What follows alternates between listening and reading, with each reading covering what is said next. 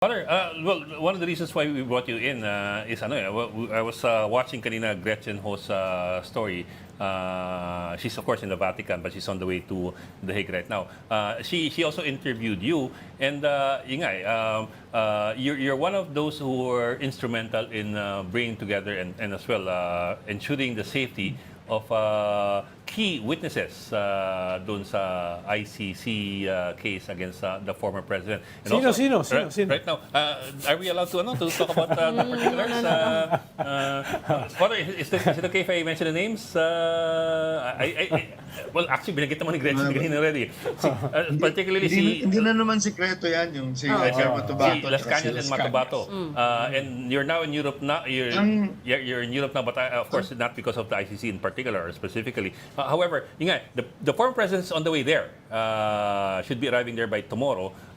And in the next few days or possibly weeks, magkikita-kita po yan, the defense, the prosecution, the lawyers, and the judges. Are the witnesses, as far as you can tell, are the witnesses that you've helped all this time, are they ready to come face-to-face with the person who ordered, who gave them the orders?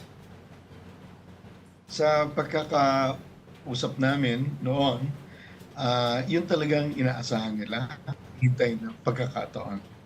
Gusto nila na makaharap si Duterte para sabihin yung totoo. Mhm. Kasi nung pareho yan, si Matubato at si Las Cañas, pareho silang nagkumpisal na sa pari eh. Pero hindi sapat eh. Mhm. Hindi sapat yung personal na pagkukumpisal nila sa ibang pare. Ang hinihiling ng budihin nila, hinihiling ng mga espiritu ng mga pinatay nila, ay yung magsabi sila sa publiko. At sa pagkakataon na narinig na yung ICC, ang gusto talaga nila makaharap si Pangulong Duterte para maipahayag yung totoo. Mhm. Handa sila. Father, ako tanong ko sa social anthropologist. Kasi sabi nila, ayan, nakita nyo, mukhang mapaparusahan na si former President Duterte. But you know, he was created by our culture eh. Meron siyang suporta, no? He has a support from the Filipino people. At nandun pa rin yung environment na yon that breeds that support. So tanong ko sa inyo, sa tingin nyo itong nangyayari sa kanya, hindi na mauulit yung na-experience natin. Siguro not to that extent, pero yun pa rin, meron pa rin shortcuts, may EJK. Sa tingin nyo, pwede pa rin mangyari. Hindi pa nga tapos eh. Hindi pa nga tayo nagbago ng isip dyan. So talagang mangyayari pa ulit. At kung hindi tayo magbibigay ng mga halimbawa kung paano natin naharapin ito, hindi lang sa mauulit, magpapatuloy. Sa ngayon nga, pag binasa mo yung ingay sa social media, marami talagang nagtatanggol para sa kanya. At katunayan, dinadala nga natin to sa kultura, yung makikita mo, pamilya, siyempre masasaktan. Bakit yung anak hindi pinalapit? Eh siyempre, yung mahilig tayo sa pamilya, makakampihan pa ngayon sila niyan. Tapos alam mo yung unang libro ko ng mga tula, ang pamagat ay, sanayan lang ang pagpatay. Sana yun ang pagpatay. It takes getting used kung to. sa simula ay nangingimi ka, parang pagpatay ng butiki, maya-maya, nasasanay ka na rin. Pero hindi lang nasasanay yung pumapatay. Nasasanay din ang mga taong nanonood lang. Right.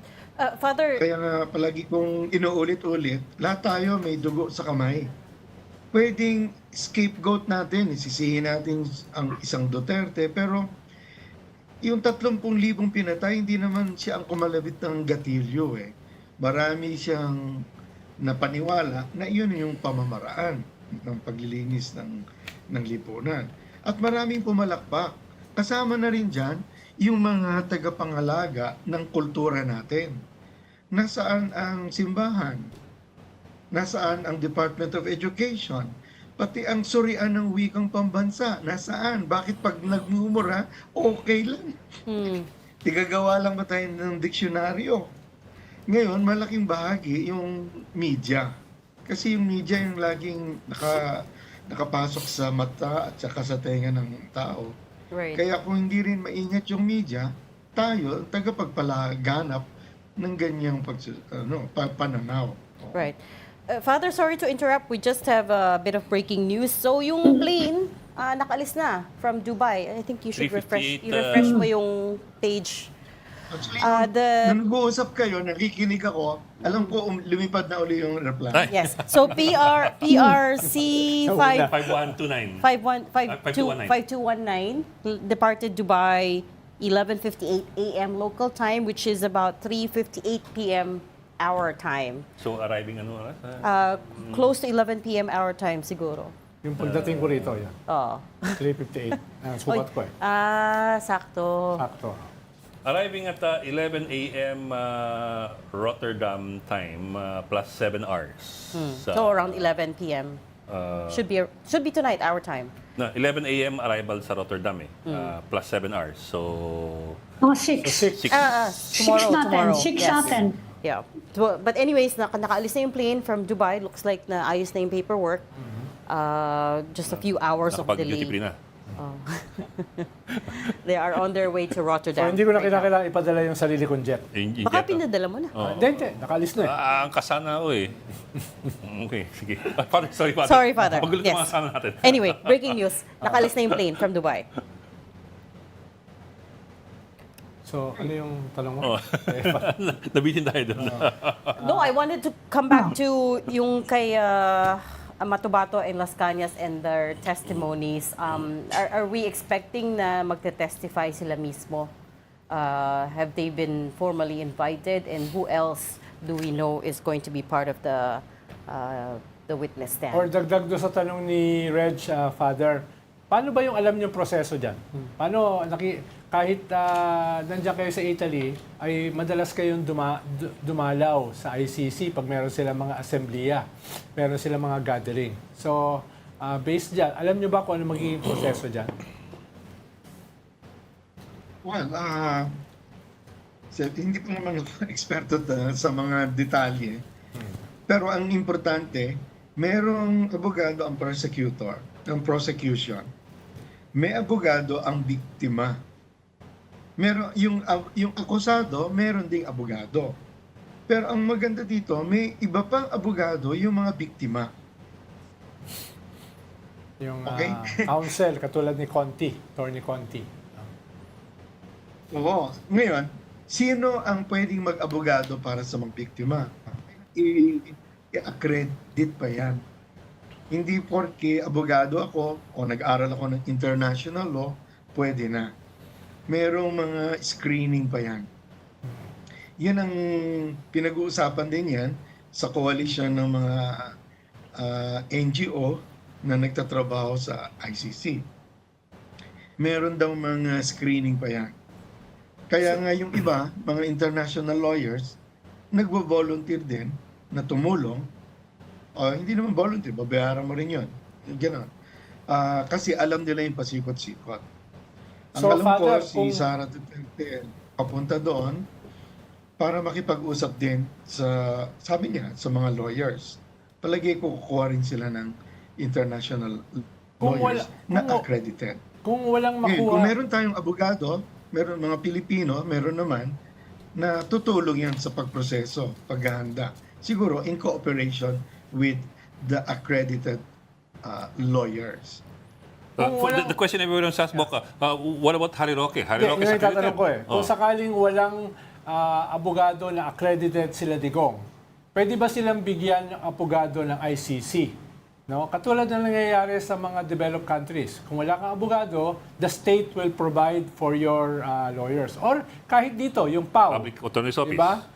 Diyan ba sa ICC Pwede may din ganun din yun. proseso?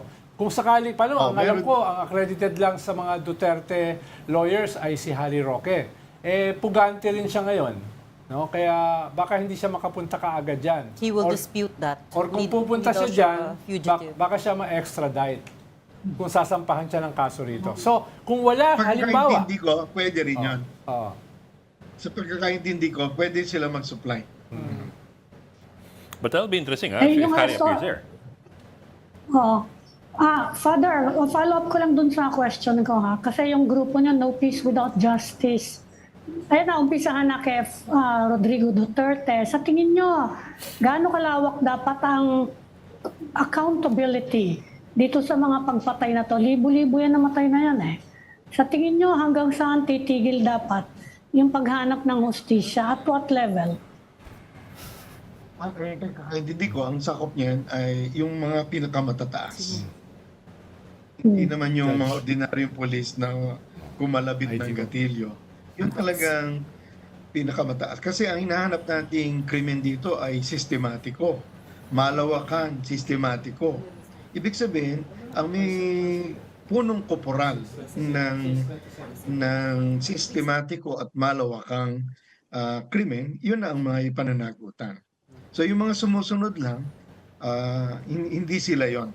Siguro local judiciary na lang bahala dyan. No Yan, peace. sa tansya natin. Sa unang mga dokumento naman ng ICC, lumilitaw naman yung ibang mga pangalan. Sila General Bato, Bongo.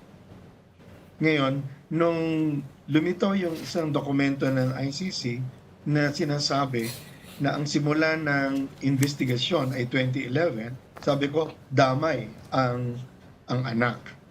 Kasi nung 2010, naging ang mayor noon, si Sara Duterte. Kung ang simula ng investigasyon ay 2011, ay di damay siya. Katunayan, may tuloy pa rin naman yung mga pagpatay ng mga panahon na yon. Ngayon gusto ko lang banggitin na kahit nung una, sinasabihan ako na may nagsasabi sa akin na bakit pinaglalaban nyo yan sila Las Cañas at saka Mustobato. Ang kanilang kwento ay kwento ng panahon na mayor si Duterte. Samantalang ang interest daw ng ICC ay nung presidente na si Duterte. Isa yun sa mga pinagdiinan natin sa mga informasyon na hindi dapat ganon. Dahil ang pinag-uusapan dito, serial killer, dapat talunin mo yung Oo. Kaya nga, dapat makita mahalaga at napakahalaga nung mga nangyari sa Davao para maintindihan natin yung nangyari nung presidente na si Duterte. Na may koneksyon. Number one, yung uri ng pagpatay. Yung mga riding in tandem, pagbalot ng packaging tape, may pattern na pareho ang pagpatay. Pangalawa, yung mga salita na nagiging polisiya. The words, kahit na joke yan, they become policy. Kasi they come from the authority. So may pattern yan. May pattern magmula sa Davao hanggang Malacanang. Pangatlo, wala namang volunteer killers eh. Meron mga volunteer tayo sa mga disaster response, di ba? O Red Cross, blood donation. Wala namang volunteer killer. Lahat na yan, kahit paano, maliit o malaki, may bayad yan. Ibig sabihin, meron kang makikitang money trail. So, meron makikita tayong ebidensya na may the same pattern yung financial incentives. Doon sa Davao pa at hanggang naging presidente na si Duterte. At pang-apat, ito ang napakahalaga. Kapag tinignan mo yung diagram ng diagram ng organizational structure ng Davao Death Squad in 3 episodes, makikita mo may mga pangalan doon sa Davao na nalipat na sa Malacanang, nalipat na sa Maynila. Yan. So, parehong libawa isang tao na-involved sa DDS sa Davao, nandoon na sa PSG. Paano? Na-import. But that's So, napakahalaga niya. that's actually what the prosecutors will try to determine, no, in the court, kung meron nga bang patterns to these killings. But Father, coming back to my question earlier, so we know for sure na si Las Cañas and Matobato will serve as witnesses. Do we know that for sure? Hindi ko. Kasi nga, unang-una, mahalaga yung kanilang sinasabi sa pagkakadugtong, no, ng Duterte as mayor, Duterte as president. Pangalawa, insider talaga sila eh. Kasi noon sinasabi, may pagpatay nga, pero hindi natin alam kung sino. May narinig tayong double death squad, pero may litrato tayo ng mga biktima na pinatay, wala tayong litrato ng mga pumapatay. Maya-maya may nagsabi, hindi. Kami yun, ako yun, kasama ako doon. So napakahalaga nun. May umaamin at handang parusahan sila. Handa sila Matubato at Las Cañas, handa sila na isama sila doon sa kaso ng ICC. Handa sila doon. Pero, importante, hindi sila lang.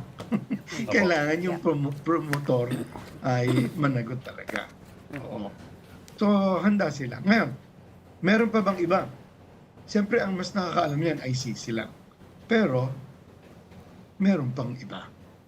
Okay? Kamusta, Father, yung kalagayan nila ngayon, physically at saka psychologically? Si Las Cañas, si Matubato, tapos meron pang isa, di ba? Di ba tatlo sila ron? Meron pa isa na hindi na pinakilala sa publiko. Well, sa atin, no news is good news, no? Pero I would imagine na palagi ko iba yung pag-aalaga ng ICC kaysa yung pag-aalaga diyan sa Pilipinas.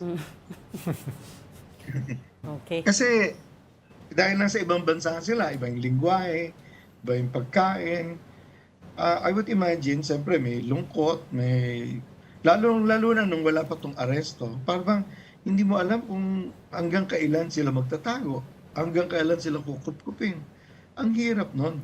So, physically, siyempre iba yung pagkain, culturally, iba yung lingwahe siguro, kung saan man sila. At mentally, psychologically, nahiwalay sa pamilya, nahiwalay sa Pilipinas. At saka torture yon, yung hindi mo alam kung hanggang kailan. Take note nagsimula tayo nito 2016 pa. Tagal na. At may mga mahabang panahon na hindi sila napapansin. Yeah. Nakalimutan sila. Oo. Okay. We'll leave that there for Pero now. ngayon, Ay, sorry. nahulaan ko, masaya sila ngayon. That's good to know. Thank you so much for joining StoryCon, Father Albert Alejo, social anthropologist, activist, and also with the international NGO No Peace Without Justice. Salamat Thank you, Father. for your time. Salamat, Father. Thank you, Father. Lahat tayo may dugo sa kamay, magugas tayo ng kalooban. Mahal na araw na. Yeah. Sige, Ako, salamat.